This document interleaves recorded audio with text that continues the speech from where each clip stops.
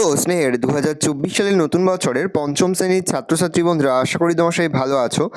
আজ আমরা যে বিষয়টি নিয়ে আলোচনা করব পঞ্চম শ্রেণীর থার্ড সামেরিক অর্থাৎ ফাইনাল পরীক্ষার বাংলার কোশ্চেন পেপার নিয়ে। দেখো সরাসরি স্ক্রিনে কিন্তু তোমরা পঞ্চম শ্রেণীর থার্ড সামেরিক অর্থাৎ ফাইনাল পরীক্ষার বাংলার কোশ্চেন পেপারটা দেখতে পাচ্ছ। ফুল মার্কস তোমাদের রয়েছে 50 আর সময় তোমাদের রয়েছে 2 ঘন্টা।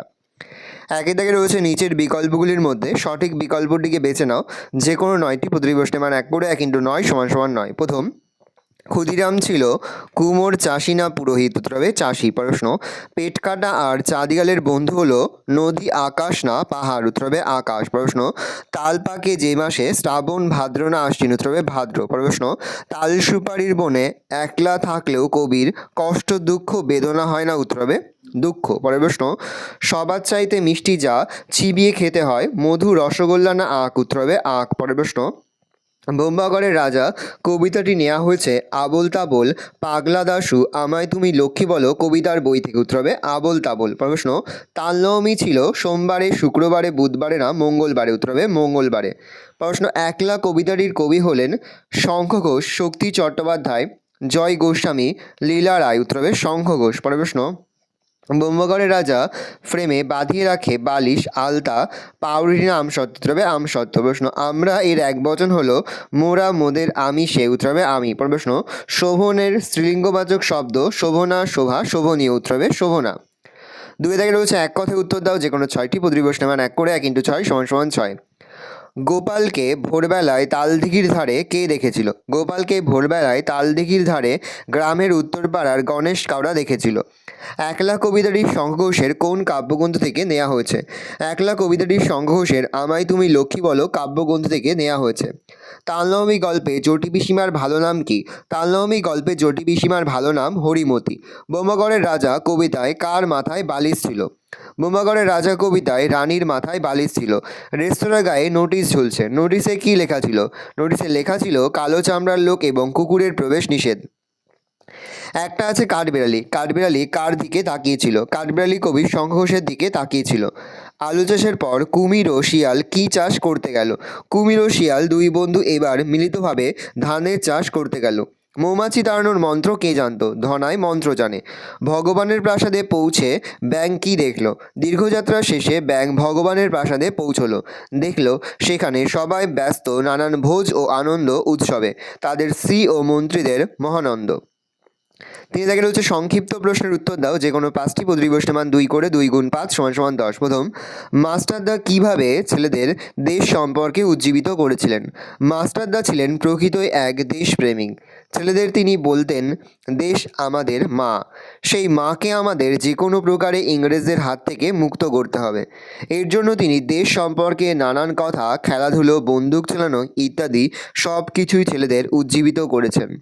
তার প্রেরণায় সেই ছেলেরা একদিন সত্যিই ব্রিটিশদের তাড়ানোর জন্য নিজেদের প্রাণ বিসর্জন দিয়েছে। কবির মতে কোন পথে কোনো দুঃখ নেই? কবির মতে যে পথ পরিষ্কার পরিচ্ছন্ন, বৃষ্টির জলে ভিজে থাকা বা পিছিয়ে পড়ার কোনো ভয় নেই, যে পথে হোঁচট লাগে না অর্থাৎ কোনো বাধা সৃষ্টি না হয়ে, সেই পথে কোনো দুঃখ নেই অর্থাৎ বাধা সৃষ্টি হয় না, সেই পথে কোনো দুঃখ নেই। গোপাল জটি পিসিমার বাড়িতে নিমন্ত্রণে কাদের যেতে দেখল? গোপাল জটি পিসিমার বাড়িতে নিমন্ত্রণে গ্রামের অনেককেই যেতে দেখেছিল। তার মধ্যে জগৎবন্ধু চক্রবর্তী ও তার ছেলে মেয়েরা, রাখাল রায় ও তার ছেলে মনু, কালীবর বাড়ুজ্যের বড় ছেলে পাঁচু আর ওপাড়ার হরেন। এছাড়াও গিয়েছিল এক পাল ছেলে মেয়ে নিয়ে বৃদ্ধ নবীন ভট্টাচার্য ও তার ছোট ভাই দিনু ও তার ছেলে কুড়োরাম। প্রশ্ন, পশ্চিমবঙ্গের কোন জেলায় শালবন রয়েছে? শাল পাতাকে মানুষ কীভাবে ব্যবহার করে? পশ্চিমবঙ্গের পুরুলিয়া ও ঝাড়গ্রাম জেলায় শালবন আছে।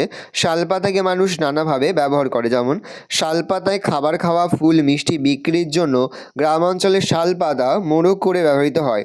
অনেক জায়গায় শাল পাতা দিয়ে ঘরের ওপরের অংশ ঢাকা দেওয়া হয়। বন্ধুত্বকে অটুট রাখতে তারা কী সিদ্ধান্ত নিয়েছিল?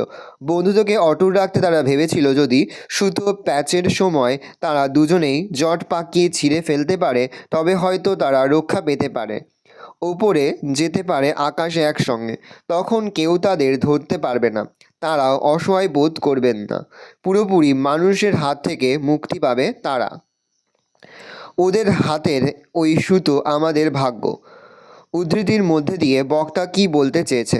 উদ্ধৃতির উক্তি বক্তা চাঁদিয়াল ঘুড়ি। বন্ধু পেট কাটা ঘুড়িকে বলছে যে তারা আকাশে ওড়া আর তাদের সুতো থাকে মানুষের হাতে।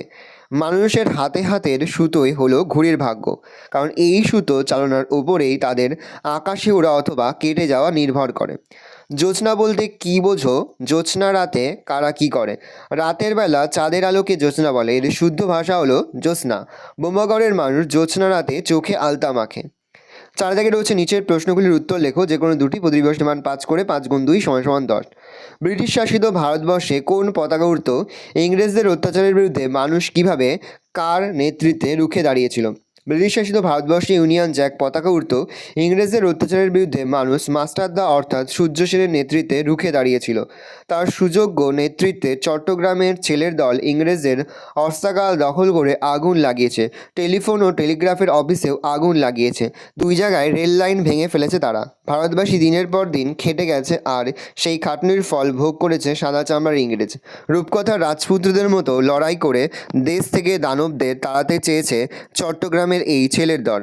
এই ছেলের দলকে দেশের কথা বলে খেলাধুলো, বন্দুক চালানো শিখিয়ে ইংরেজদের বিরুদ্ধে লড়াবার উপযুক্ত করে গড়ে তুলেছে এক অঙ্কের শিক্ষক মাস্টারদা।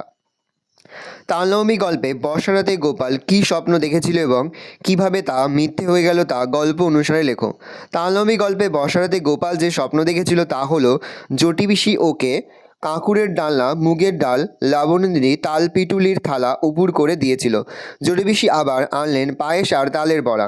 গোপাল রাতে জটিপিসি ও লাবণীদির দেওয়া খাবারের স্বপ্ন দেখেছিল, কিন্তু ভোরবেলায় মায়ের ডাকে ঘুম থেকে উঠে দেখে যে সে বিছানায় শুয়ে আছে তাদের বাড়িতে। তার হিজিবিজ স্বপ্ন যে মিথ্যে হয়ে গেল তা বুঝতে না পেরে বোকার মতো ফ্যাল করে মায়ের মুখের দিকে চেয়ে রইল। জটিপিসিমার বাড়িতে কী বারে তালের প্রয়োজন হয়েছিল? গোপাল কিভাবে জটিপিসিমাকে তাল জোগাড় করে এনে দিয়েছিল?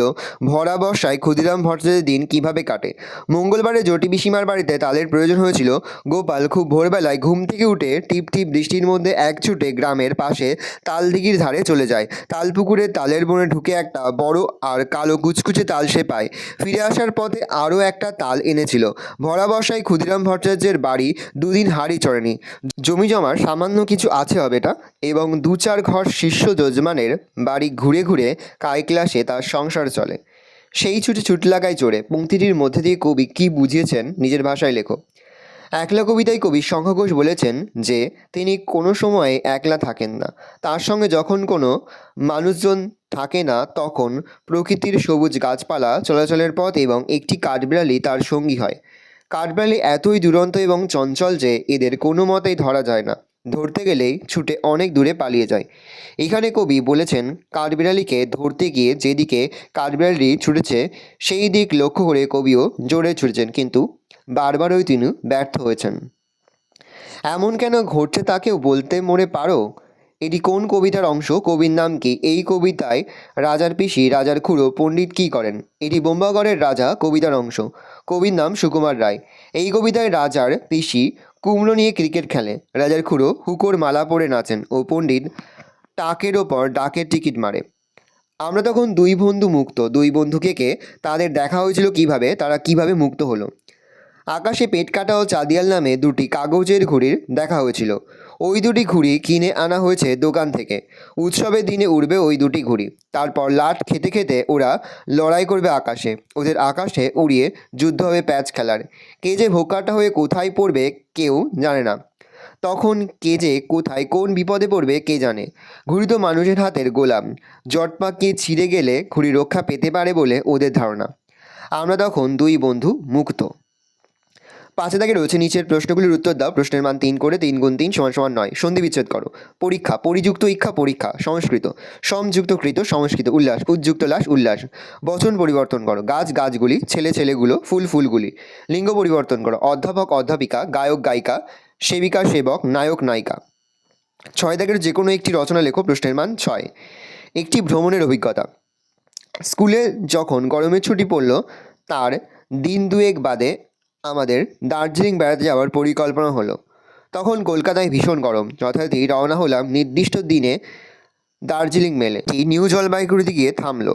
ওখান থেকে বাসে, টয় ট্রেনে বা টাটা সুমো বা ছোটো মোটর গাড়ি করে দার্জিলিং যেতে হয়।